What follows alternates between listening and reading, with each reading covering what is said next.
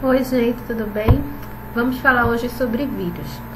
Bom, vírus é um tema que atualmente anda nos assustando bastante, né? Nos deixando preocupados por conta da pandemia. Estamos enfrentando uma pandemia muito séria, na qual várias pessoas já morreram, várias pessoas já perderam seus entes queridos. E a ciência está tentando aí criar uma alternativa, né, para a gente conseguir vencer essa pandemia. Graças a Deus a gente já tem uma vacina aí, né, várias vacinas já que já são possibilitadas para as pessoas, mas esse vírus ainda está difícil de vencer, né, por conta das mutações e variações. Então, nessa aula eu vou falar sobre as características gerais do vírus e como ele se multiplica, certo? E numa outra aula a gente fala sobre as doenças. O vírus também é um tema, né, que é muito levado para os filmes, enfim, para as séries. A gente já cansou de ver aí filmes, livros de ficção científica falando sobre o vírus. Então, sobre vírus que infectam pessoas e elas se tornam zumbis, vírus que causam mutações, né? Como tem aí a trilogia mesiana, que tem um vírus que prende. Não sei se você já viu essa trilogia. Então, o vírus ele está muito na mente das pessoas, tanto atualmente, né, que a gente está vivendo esse filme de terror, como na ficção também. Então, quais são as características gerais dos vírus? Os vírus são bem pequenininhos mesmo, chegam até infectar bactérias, de tão pequenos que são. São simples, eles não possuem células, por isso a gente chama de acelulares. Seu tamanho chega a ser menos de 0,2 nanômetros. A gente pode observar aqui na imagem, ó, isso aqui é um óvulo humano, certo? A gente tem uma hemácia, uma bactéria e tem um pontinho aqui bem pequenininho do lado. Esse pontinho é o vírus, para vocês verem como ele é pequenininho, tá? Como é fácil dele se propagar por aí, né? Numa gota de saliva, quantos vírus não são propagados? Por isso que hoje é tão importante o uso da máscara, para que a gente consiga se proteger e proteger as pessoas também, né? Ter amor ao próximo, certo? Para a gente não estar levando vírus aí para as pessoas. Então, o material genético do vírus, ele pode ser DNA, RNA ou até os dois ocasionalmente, como é o caso do vírus do citomegalovírus, que pode ter os dois em um certo momento, tá? Como ele não tem célula, ele tem basicamente uma cápsula, certo? Que protege ele, é uma cápsula proteica, que vai proteger o material genético. São parasitas intracelulares obrigatórios, como eles não têm célula, não têm metabolismo próprio, eles necessitam estar dentro de uma célula, certo? Uma célula hospedeira, para utilizar o metabolismo daquela célula para poder se multiplicar. Então, por conta disso, a gente chama ele de parasita obrigatório. E sofre muita mutação, tá? Eles sofrem mutações, certo? Tem essa capacidade de sofrer mutação. Alguns vírus sofrem mais mutação que os outros, como os vírus que possuem RNA no seu material genético. Esse tipo de vírus sofre mais mutação que o vírus que tem DNA, por exemplo. É o caso, infelizmente, do coronavírus. Ele tem o seu material genético formado por RNA, então a capacidade de mutação dele é maior, como é o caso da gripe também. Por isso que a gente toma a vacina da gripe mais de uma vez, né? A gente toma todo ano, quem toma a vacina da gripe, as pessoas do grupo de risco, porque esse RNA sempre vai sofrendo mutação, certo? Estrutura do vírus.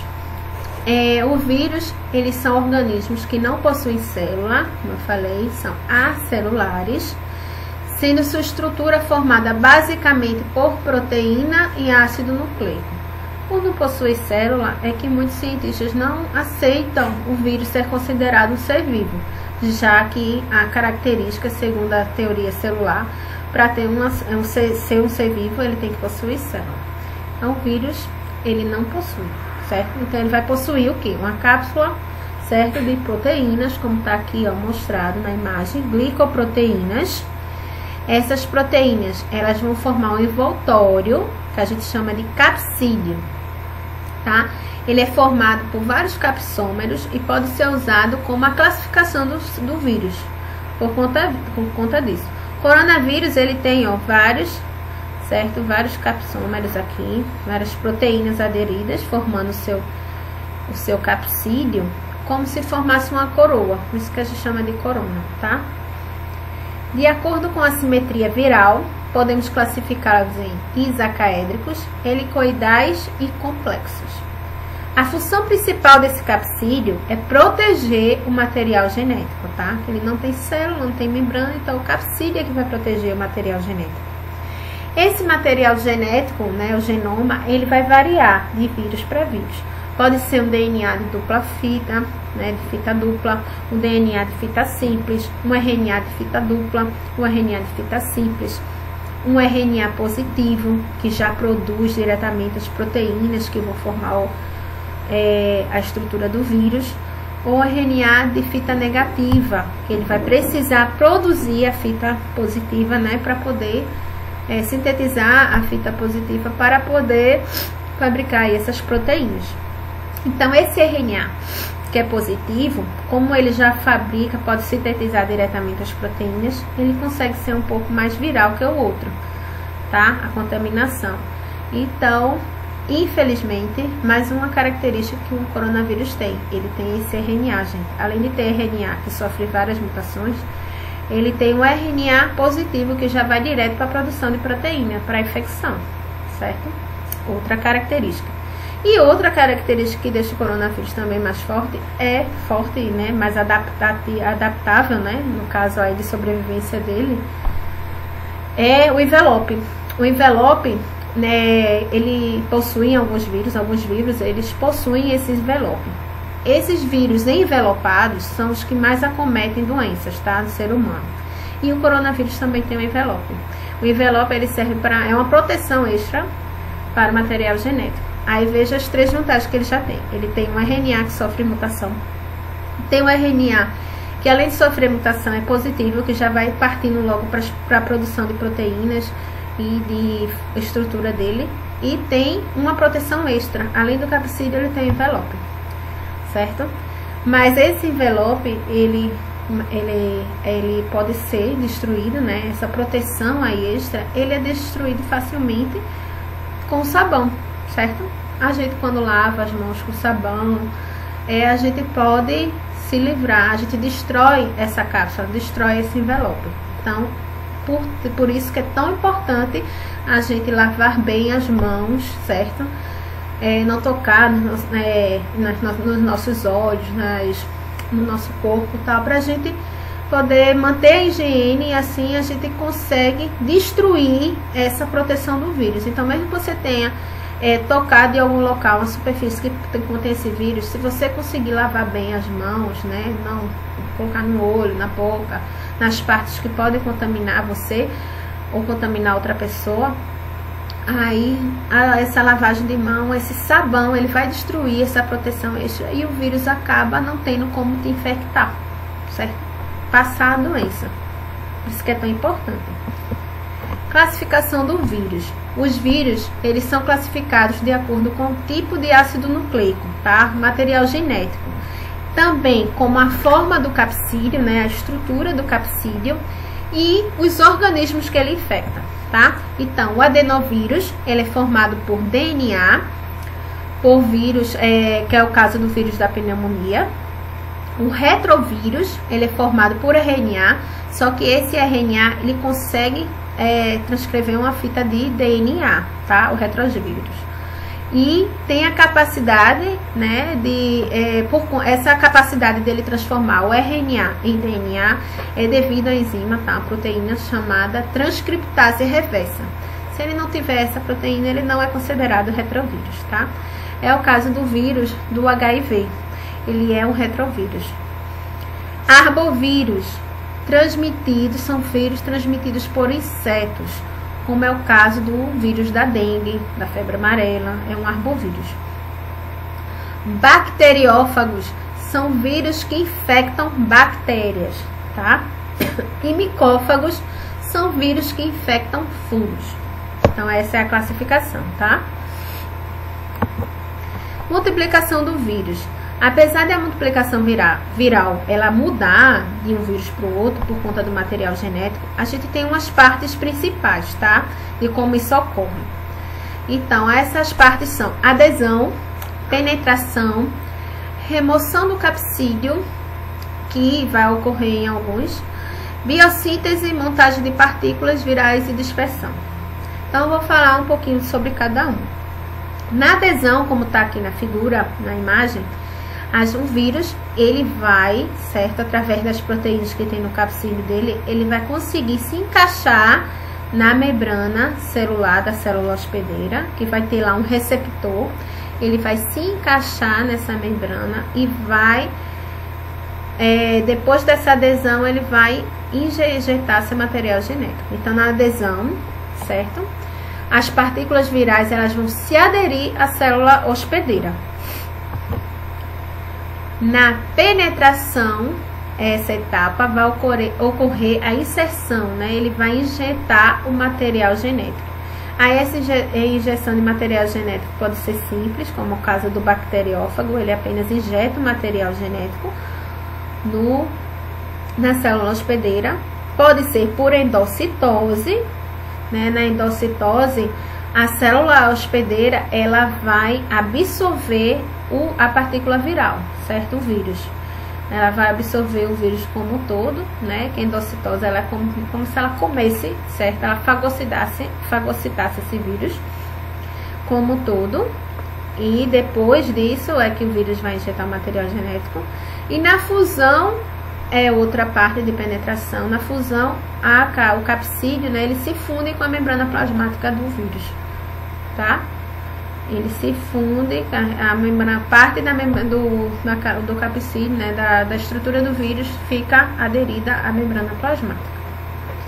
Então, nos vírus envelopados, vai ocorrer esse englobamento de toda a partícula viral, tá? Como endocitose. Remoção do capsídeo. Isso vai ocorrer quando ocorrer a endocitose ou a fusão, tá? Aí vai ter que, o capsídeo, ele se desmonta, né? Ele se desfaz para que o material genético seja liberado no citoplasma, certo? No caso do bacteriófago, isso não acontece porque o vírus, ele quando se adere, ele já libera e injeta o material genético. Isso vai ocorrer com o caso dos outros vírus, dos vírus envelopados. Biossíntese é a etapa que o material genético do vírus, ele é duplicado, tá? Ele vai começar a utilizar agora a célula, vai meio que escravizar a célula hospedeira para trabalhar para ele. Aí essa célula começa a fazer proteínas, né? Para ele formar o capsídeo dele, duplicar o material genético. Então ele vai, a biossíntese é isso, utilizar o metabolismo da célula para começar a formar os seus próprios vírus, tá? Então, é a etapa que o material genético do vírus vai ser duplicado, tá? E é toda a parte de proteína que vai formar. Montagem das partículas virais. Nessa etapa, são formados novos vírus através da união do ácido nucleico com os polipeptídeos. Então, o vírus já utilizou todo o metabolismo da célula, fez as partezinhas dele lá. Agora, ele vai organizar, vai montar os seus vírusinhos, certo? E dispersão é a etapa final, em que esses vírus que já foram montados, organizados, eles agora vão ser liberados para fora da célula, tá? Nessa etapa pode ocorrer a lise, um rompimento da membrana plasmática. Então, pode ocorrer com que a célula até morra, certo? Aí, quando rompe a membrana plasmática, a célula pode vir a morrer, porque ela perde, né, sua estrutura. E os vírus são liberados. Tá? Então, aqui eu tenho a absorção, né, quando ele adere, a entrada, quando ele injeta o material genético, replicação, certo? A biossíntese, a montagem e a liberação. Isso aqui é o que ocorre com o bacteriófago, tá?